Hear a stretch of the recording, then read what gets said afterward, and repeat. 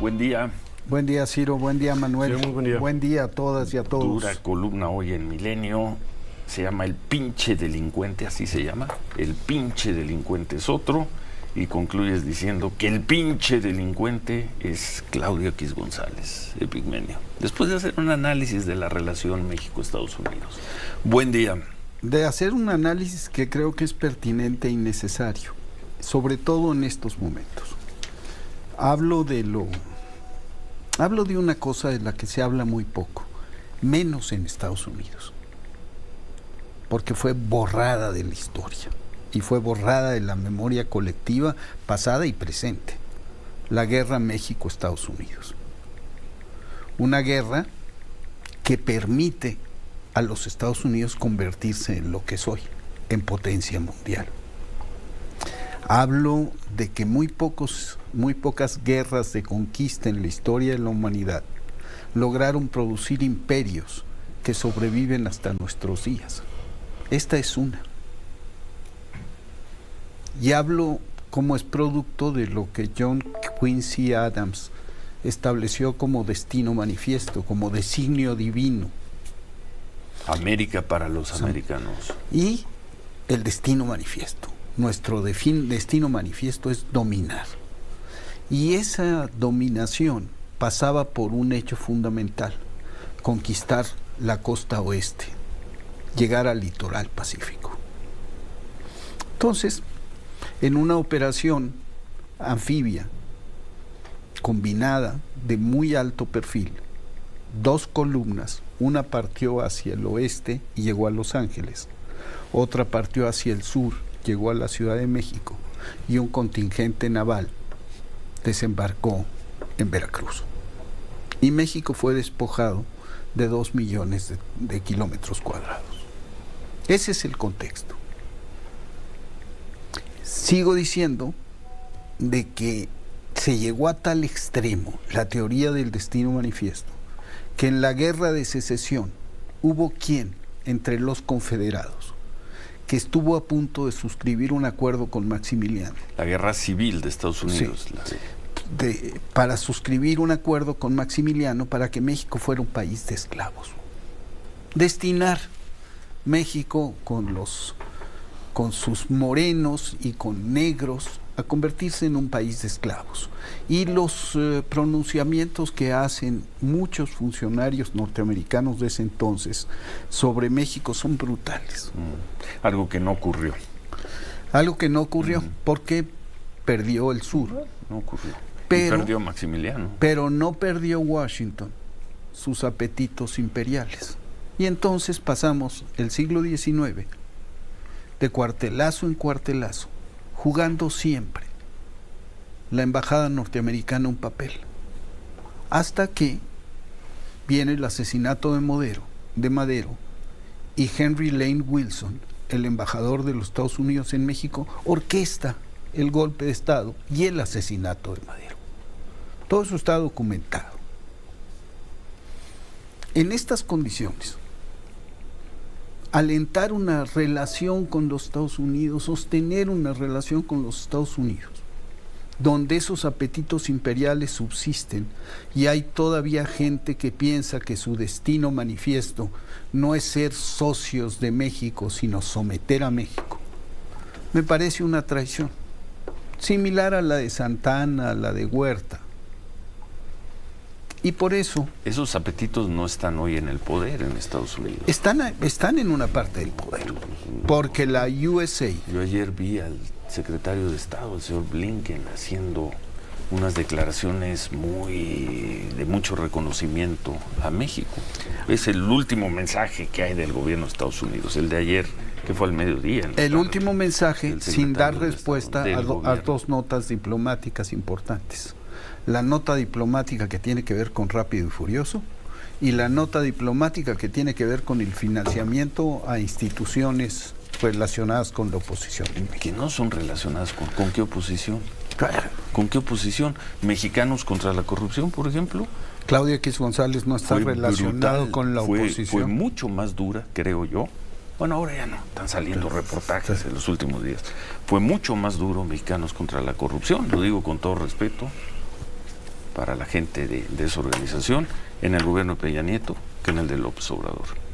Quizá hasta las últimas semanas que salieron los trabajos sobre el general Sandoval. ¿Por qué es la oposición?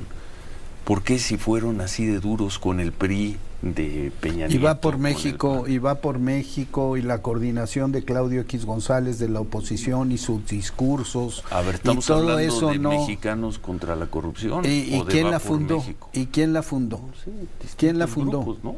¿Cuál fue Claudio la plataforma X González. política de lanzamiento de Claudio X González? ¿A partir de dónde empieza a nuclear a la oposición? A ver, entonces... A gerenciar a la oposición. Claudio X González, hasta donde tengo entendido, desconozco cómo es la organización, cómo se organizan, cómo se relevan.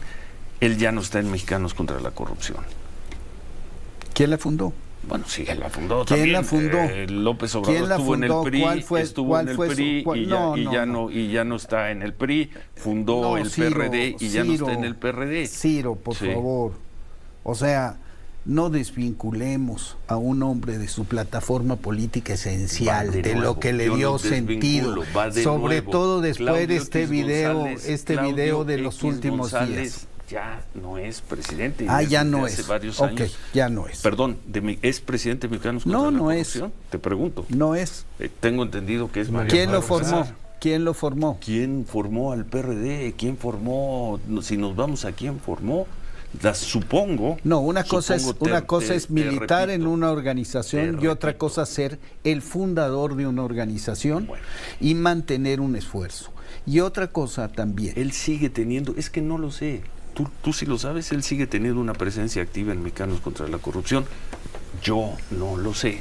Tú dices que sí. Yo sigo pensando que es un esfuerzo coordinado. Que es un esfuerzo coordinado. Que todo esto es un esfuerzo coordinado como parte de un espíritu de oposición al gobierno de México. Y que en este caso concreto implica un acto muy severo que no es en absoluto trivial. Se recibe financiamiento de una agencia norteamericana, se ha recibido financiamiento de una agencia norteamericana que ha sido un instrumento de dominación tradicional de los Estados Unidos.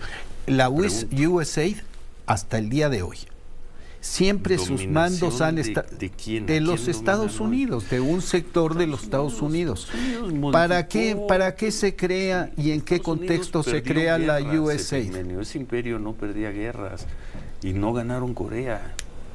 Luego, después de Corea, se fueron a Vietnam y perdieron. Y luego vinieron los desastres en Somalia, por no hablar de Afganistán, por no hablar de Irak. No es el mismo imperio. No es el mismo imperio. A ver, pero sigue siendo imperio. Hablábamos de la dialéctica hace 8 días y la esencia de que es el movimiento. Y la historia es movimiento.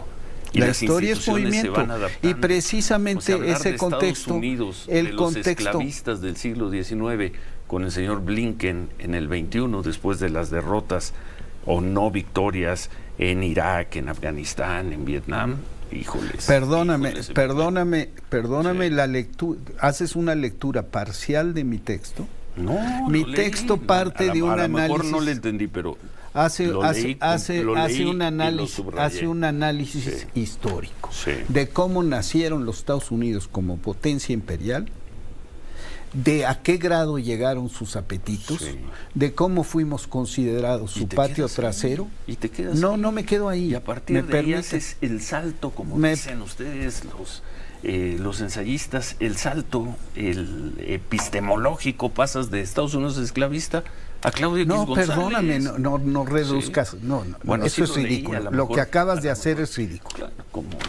Estás haciendo una reducción ridícula el que hace una de un reducción texto. Eres tú. No, estás hablando de los esclavistas y de ese espíritu de Estados Unidos, y lo que yo te pregunto Estoy hablando, ¿ese espíritu de Estados Unidos pervive ¿Me permites hoy? hablar? Sí, creo que va a ser...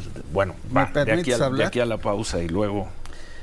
A ver. Un minutito y pausa, señor. Venga, 1 minuto sin ninguna interrupción. Estoy hablando, primero, de la guerra México-Estados Unidos y hago un análisis de esa guerra que no tiene memoria, ni héroes, ni parafernalia.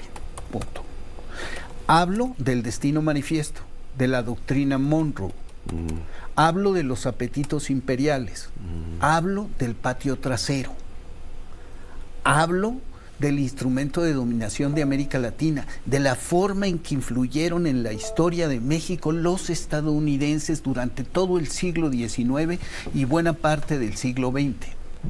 Digo que de patio trasero pasamos a ser territorio donde se libró una guerra, su guerra contra la droga, donde nosotros pusimos los muertos. Y hablo de que en estos tiempos electorales subsisten apetitos imperiales en los Estados Unidos, y si no, pregúntale al gobernador de Texas. Al gobernador de Texas, que y no, a Trump. Que no al presidente Trump, a Trump. Que no al presidente Biden. Bueno, vamos a pausa, seguimos, 8:20.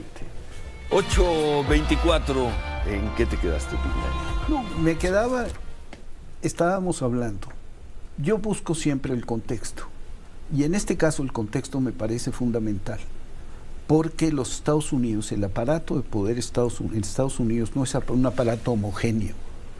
La CIA, y lo hemos hablado muchas veces aquí, sí, tiene una directriz ejecutiva que establece que el presidente no ha de ser enterado de acciones que la CIA realiza, porque se llama la negación plausible. Se estableció como principio, lo estableció Eisenhower. Y la CIA sigue operando con mucha libertad, como opera la DEA, como opera la ATF, y en donde se obedecen principios que no necesariamente son los centrales de la administración. Yo siento que Biden está moviéndose en dirección de una sociedad con México, pero que dentro de los Estados Unidos hay gente que se opone a esa idea. Sin duda. Y se opone dentro de la propia administración, porque tienen mucho poder. Mucho poder. Y entonces sostengo, y además está la historia, que la USAID ha sido una agencia que ha jugado un papel clave en la contrainsurgencia en América Latina. Hace muchos años. No, pues lo sigue jugando. Sí, ¿en dónde? En Guatemala hace unos años, porque hace modificó. Unos años 50. De defensa de la democracia empezó a pasar a la lucha contra la corrupción. Y fue utilizado para derrocar gobiernos y para el lawfare famoso. Entonces la USAID es una agencia que en el mejor de los casos debe estar sometida a un análisis profundo y bajo sospecha. Y el presidente López Obrador insiste, lo ha dicho varias veces, le pide al gobierno de Estados Unidos que ya no financie a ciertos grupos. Hablábamos de Mexicanos contra la Corrupción, que de acuerdo con el presidente López Obrador son la oposición. Pues de acuerdo con el presidente. Y de ahí regresamos a tu artículo. De acuerdo con el presidente. Delincuente es Claudio X González. Pues hago mención. Es una buena cabeza. Hago mención al video que salió, que dio a conocer, sin embargo.